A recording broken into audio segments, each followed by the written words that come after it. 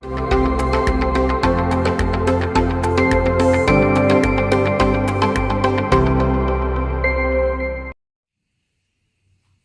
friends, welcome back to Inspo English. See friends, in my previous videos, we have been discussing the process of changing direct speech into indirect speech and the rules and principles binding that. As a concluding session, today I have a few exceptions and special cases to bring to your notice. There are some 5 points that you have to keep in your mind. The first one is that sentences having the introductory let, you should use the reporting verb suggested or proposed, and the reported speech should include should. Okay, let's see an example.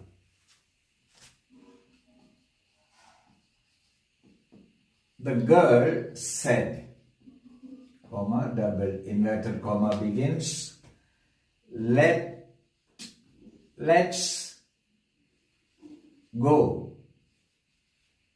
go for an outing on Sunday. I said the sentences starting with let in direct speech should be reported with the reporting verb suggested. So let's write, the girl suggested that, see, all the other rules are binding, okay? And the girl suggested that they should, we have included should, they should go for an outing on Sunday.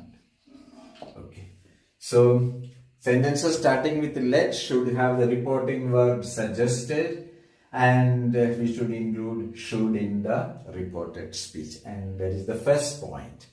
Then the second point is that if the reporting verb is simple present tense, usually we use the reporting verb in the past tense, but suppose the reporting verb is in the present tense, the verb doesn't undergo any change, it remains the same, and we don't have to use the connective that, conjunction that. Let's see an example.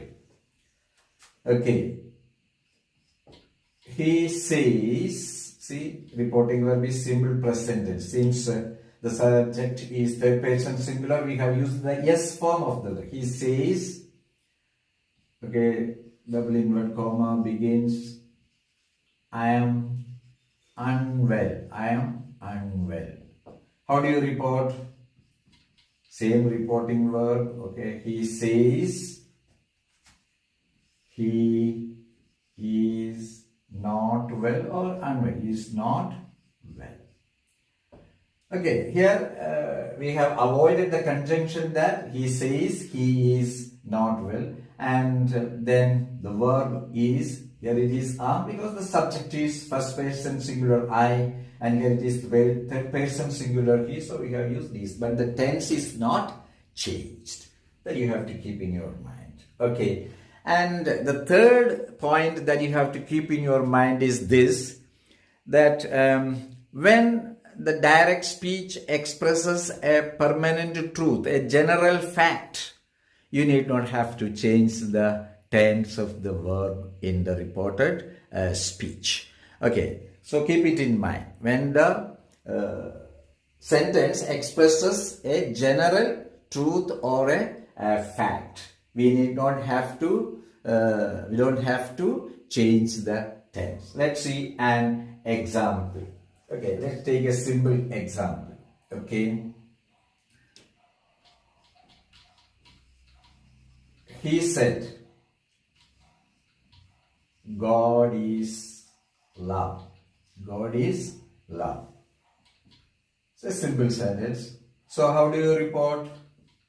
He said that God is love.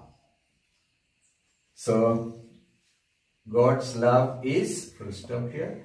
God's love is unchanging, isn't it? He never changes. There is an expression in Spanish. What is that? Amigo que nunca falla. That means the friend who never fails. God's love is unchanging. Okay. He said God is love. He said that God is love. See, the verb remains the same. Why? Because the sentence expresses a general truth and some general facts again. For example, the sun rises in the east. He said that the sun rises in the east. Tense is not changed. And the fourth point that you have to keep in your mind is that sentences having the word must. There are two aspects that you have to keep in your mind related to this. The first one is that if the sentence expresses a kind of necessity, you have to change it into had to. Okay, must is changed into had to. Otherwise, if there is no necessity, then must is changed to would have to. Let's see an example. Okay. He said, I must go to Kottayam today. How do you change? He said that he had to. See, must is changed into had. He had to go to Kottayam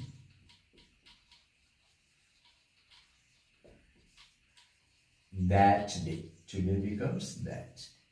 Okay. So this is a sentence that shows a kind of necessity. He can't help but go. There is some urgency. So he had to go. That is the usage. He said, I must go to Kottayam today. He said that he had to go to Kottayam that day. Suppose the same sentence we can express without any necessity. For example, he said, I must go to Kottayam next month. There is ample time. Okay, even the program can be changed. There is a chance for that.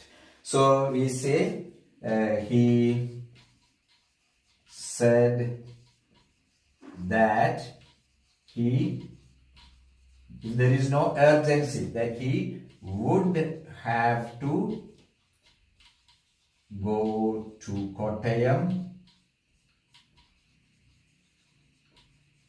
the following